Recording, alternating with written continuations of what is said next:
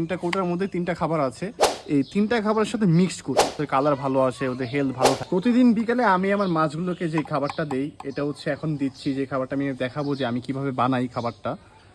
এটা হচ্ছে আমি আপনাকে যে খাবারটা দিতে দিতে বলি, সেটা হচ্ছে এখানে দেখতে পাচ্ছেন তিনটা কৌটার মধ্যে তিনটা খাবার আছে। এটা হচ্ছে আমার রেগুলার ফুড, যেটার মধ্যে আছে হচ্ছে টিডলার, ট্রপিক্যাল, আর হচ্ছে আমাদের লোকাল বাজারে যে খাবারটা পাওয়া যায় কোয়ালিটি গোল্ড। দেন এটা হচ্ছে আর্টিমিয়া, যেটা হচ্ছে ব্রাইন শিম্পে ড্রাই যেটা হয়। আর এটা হচ্ছে অ্যাসপিরুলিনা, আর একটা হচ্ছে ডি ক্যাপসুলের ট্যাবলেট।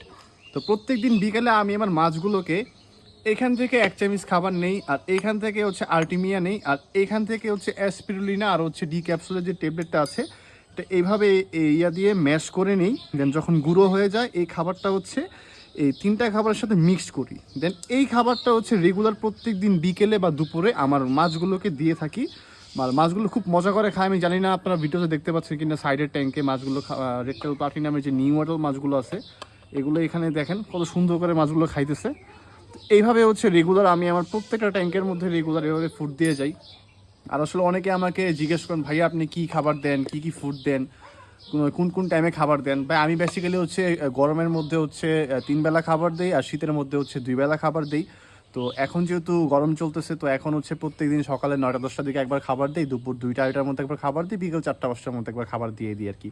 তো প্রত্যেকদিন সকালে হচ্ছে আমি আমার রেগুলার ফুডটা দিই। দেন দুপুর টাইমে হচ্ছে আর্টিমিয়া দিই, আর বিকেলের টাইমে হচ্ছে আমি এখান থেকে 3টা খাবার মিক্সড করে 4টা খাবার মিক্সড করে দেন খাবারগুলো দিই।